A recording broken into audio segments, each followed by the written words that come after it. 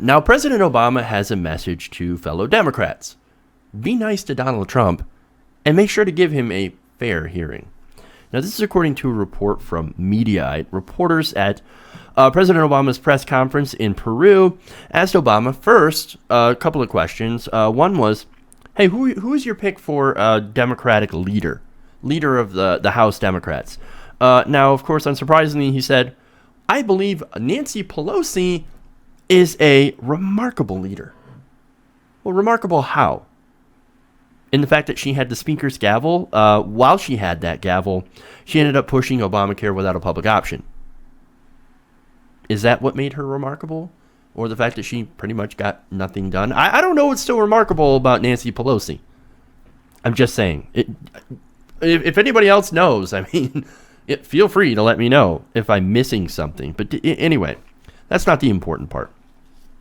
Now, during that same press conference, he told Democrats in the House and Senate that they should give Donald Trump, his new administration, a fair hearing. Quote, I certainly don't want them to do what Mitch McConnell did when I was elected.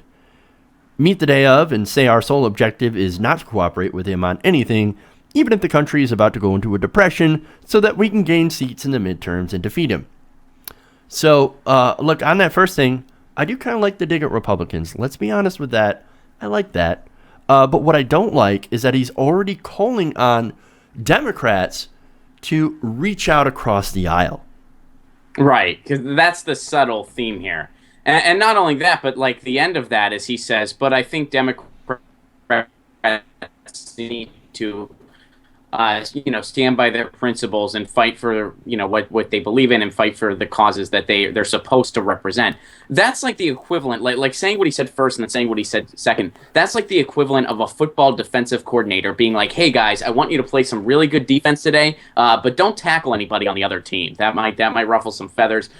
Just kind of pat them on the back as they run by. That person's not going to have a job much longer as a defensive coordinator, are they? Yeah. That's the equivalent of what Obama just said. It makes just as much sense.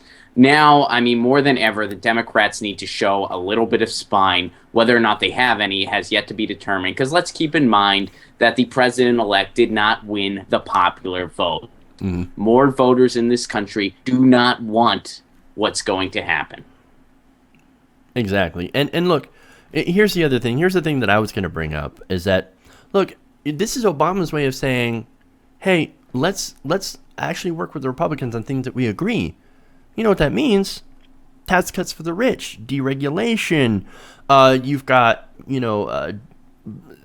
cutting Social Security. Remember, Barack Obama actually put Social Security on the chopping block during the debt negotiations.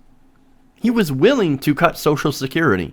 He was willing to cut all these different social programs and focus on the debt, doing the Simpson-Bowles plan. That's what this means. Mm-hmm. Like, hey, Republicans, if you want to cut the budget in some places, I can work with you. And, I'll also tell the Democrats that they can work with you on this whole thing too, because ultimately that's what we want, because we're actually not progressives. We are centrist, center-right Democrats. We are for the corporations more than we are for regular people. And that is I think in many ways the Democrats are just a center-right party, because they don't want to lose that corporate money. They don't want to lose those lobbying dollars. So they just go to the right, forcing the Republicans to go further to the right. And mm-hmm. I mean, now more than ever, I think a lot of progressives are wondering, is there anything worth saving? Where are we at this point? And then you look at like Chuck Schumer becoming the minority leader, a guy whose ground game or lack thereof, his theory is what lost the election pretty much, because he still is under the delusion that the working class still connects with Democrats. They don't anymore. No, they don't. And for good reason. Yeah. And look, my whole take on this thing is that, look, we know what the Republicans stand for, right? They basically want to break government, okay? Because they have this whole thing where they say government doesn't work. So we get elected and we break government, and there it is. And there are plenty of Democrats who want to play along with that, right? So, and look, after they break everything, they go around and they claim how right they are, and then they win more elections. That's what they're doing. Now, these are the guys President Obama wants the Democrats to reach out to. Those people who sabotaged his presidency for 8 fucking years. And now he's saying, let's make nice. You know what I say? Fuck that shit. Fuck that. Look, and all this reaching across the aisle, all this trying to play nicey nice, it doesn't get liberals anywhere. And that's what these Democrats don't understand, because they have no fucking spine. Not because they're bad people, I don't think. Yes, they are bought off, but see, I think I'm starting to really believe this. I think they're paid to lose. Nobody loses that badly unless they're paid to lose, and they always seem to lose. Now, look, you don't pick Evan Bayh, for example, if you want to win. You don't run Patrick Murphy over Alan Grayson unless you want to lose, right? You don't bend over to the Republicans on almost nearly every economic issue unless you want to fucking lose. And why is losing a good thing for the Democrats? Because it's good for the donors, the people who really control the party. See, what you have is that you'd have to be a real loser party to lose to Donald Trump, right? To lose all levels of the federal government and to be crushed at nearly all levels in the state government. Loser. Absolute fucking losers. I mean, come on, man. For all their education, the Democrats can't be that fucking stupid. They really can't. They're out of touch, yes, absolutely. I think we all agree with that, right? But stupid? That utterly stupid. Hey, let's run a corporatist Democrat that excites approximately 0 fucking people at a time where people, hey, are fed up with politicians and the establishment. And at a time where you've had the White House for 8 years, so it's going to be hard to get it a third time. Yes. What do you think is going to happen when you run that person? You think everybody's going to fall in line? No. They're tired of it. They were tired of, look, Obama promised us hope and change. What do we get? Change on social issues? Good. Okay.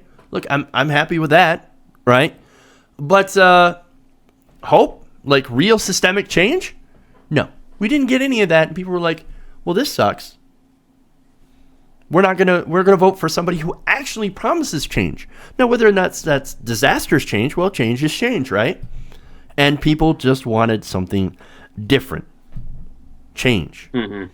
And here's the thing about the Democrats. I'm sorry. The Democrats and their fancy consultants did not see this coming. Remember, you had Huffington Post, you had New York Times, you had a lot of these different outlets that put the chances of Hillary Clinton winning the election somewhere around 98 fucking percent. But it didn't turn out that way, did it?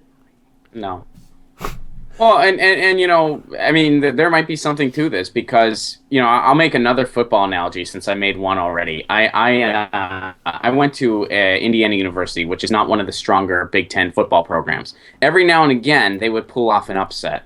And whenever they were winning a team, like especially against a team they should not typically beat, you could look over to the other team's sideline and you would see the coaching staff, and they all had the same look in their eyes. And that look said, where am I going to be working next year? Because they knew they were going bye-bye after this year because of this upset. Mm-hmm. Every single member of the DNC, pretty much every Democratic establishment head, should have been thinking that after losing to Donald Trump. And you know how many are? 0. Absolutely 0. And there's never been a group better at snatching defeat from the jaws of victory, ever. And yeah, I mean, it keeps the system in place. Yeah, and there's something that I keep going back to, and that was an article in The Hill, where they talked about how the Hillary team was measuring the drapes, right? They were measuring the drapes in the members of the team who had served Hillary Clinton loyally for the past 10 years. Or some ungodly amount of time, and they were looking forward to their gilded futures, right? And they didn't get that gilded future that they wanted, and instead, what they should get is a swift kick in the ass. Like, see, you're gone. Fire the DNC. You're over. Your time is done with. You should get the fuck out. But as you said, Ron, the DNC is not learning their lesson. What they're doing is that they're basically blaming everyone else. You see all those different articles that are saying, oh, it was James Comey, it was the FBI, it was WikiLeaks, which, by the way, there was a report out earlier that said WikiLeaks had absolutely 0 impact on the election, even though we covered it, because, look, it was stuff that we already knew. we already knew about the systemic corruption. And the people were like, well, we already know about this. We're not going to vote for it. So, but there were all sorts of different excuses to why the Democrats lost. But my whole opinion on this is, look, it's this entire mindset of the Democrats right now is that we should give the Republicans a fair chance. We should play nice. And that, I think, like that lack of strength, I think really dooms the Democrats and has doomed it in this election. They didn't fight for a vision. Instead, they used identity politics. So I'm with her. I'm with her. Well, why are you with her? Why? Can you give me a reason? Give me a reason to be with you other than you're not that other person. I don't give a fuck.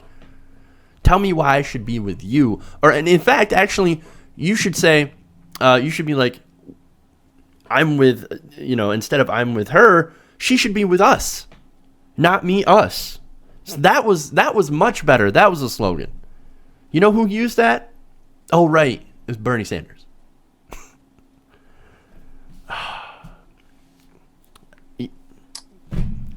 Look, in the final thing, right? As for working with the Republicans, as Obama wants, no, I don't think we should. I'd say let them fail. They already have most of the levels of government. Let them fail. And if they're going to fail, which I'm pretty sure they're going to do, let them fail on their own. Let them do it without our help. Now, as far as things that Congress is actually supposed to do, like give appointees a hearing, for example, something the Republicans did not give Obama. Okay, that's fine. Do your jobs at least, right? But other than that, for example, when it comes to nominating a Supreme Court justice, if that justice isn't at least a moderate, gone. He takes a hike. Because the reason I say moderate too is because that's probably the best that we could hope for in a Trump administration. Let's be honest. I'd rather have a moderate over another Scalia. Just saying. And if they won't put up someone like that, block them for the next 4 fucking years if that's what it takes. Why? Because I'm tired of them always winning on economic issues, especially when we're right. No, we end up with tax cuts for the rich, deregulation of industry, more benefit cuts for the needy, more military spending, no public health care option, nothing. And you know how we ended up getting all those things? We got all those under a Democratic president. The stuff that we didn't fucking want. Why? It's because the Democrats, and especially Obama, wanted to reach out. When your opponent tells reporters that he got 99% of what he wanted from a deal, you have failed at negotiation. You were a bad negotiator. 99%. You remember John Boehner saying that during the debt negotiation? Mm-hmm. Bullshit. No, I think it's time to hit Republicans with a fucking stick. They do not have a mandate. As you pointed out, Hillary Clinton won the popular vote. Somewhere around 1.7 million votes. The American people were not with Donald Trump. They did not give him a mandate. So, for me, it's time to fight. I think it's time to fight. I'm going to fight. And I think we should all fight because, look, we need to, more than ever, to take it to the Republicans. Hey everybody, thanks for watching this video. If you want to see more like this, please hit the subscribe button below. And if you want to support truly independent, non-corporate media, go to our Patreon page and become a patron. Patreon.com/TYTNation.